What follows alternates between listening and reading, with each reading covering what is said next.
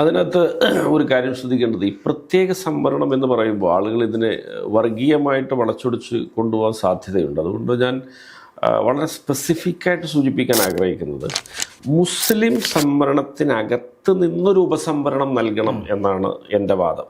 അല്ലാതെ തീരദേശ മുസ്ലിങ്ങൾക്ക് ഒരു പ്രത്യേക പുതിയ സംവരണം നൽകണം എന്നൊരു വാദമല്ല ഉന്നയിച്ചത്. മുസ്ലിം സംവരണത്തിനകത്ത് നിന്നുകൊണ്ട് ഒരു ഉപസംവരണം, അതാണ് നമ്മുടെ വാദം.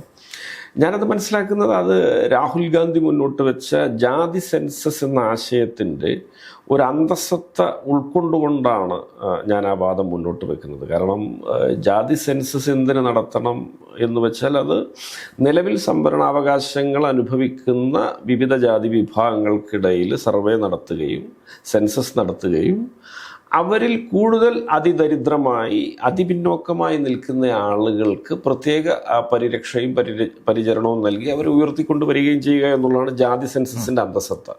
അപ്പോൾ ഞാൻ രാഹുൽ ഗാന്ധിയുടെ ഒരു ആശയത്തിൻ്റെ ചുവട് പിടിച്ചാണ് അത് പറഞ്ഞത്.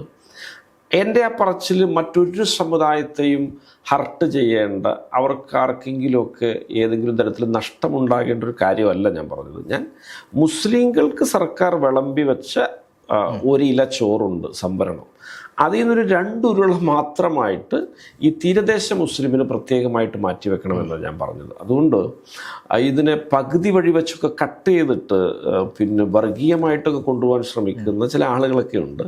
അവരുകൂടി മനസ്സിലാക്കണം, ഞാൻ മറ്റൊരു സമുദായത്തിൻ്റെയും സംവരണത്തിൽ നിന്ന് ഒരു പിടി കവർന്ന് ആർക്കെങ്കിലും കൊടുക്കണമെന്നല്ല പറഞ്ഞത്. മുസ്ലിം സംവരണത്തിനകത്ത് നിന്ന് ഉപസംവരണം നൽകണമെന്നാണ് പറഞ്ഞത്. അത് ഞാൻ അടിവരയിട്ട് ഇന്നത്തെ കാലം മോശമായതുകൊണ്ട് ഞാൻ പിന്നെ റീട്രേറ്റ് ചെയ്യാൻ ഞാൻ ആഗ്രഹിക്കുകയാണ്.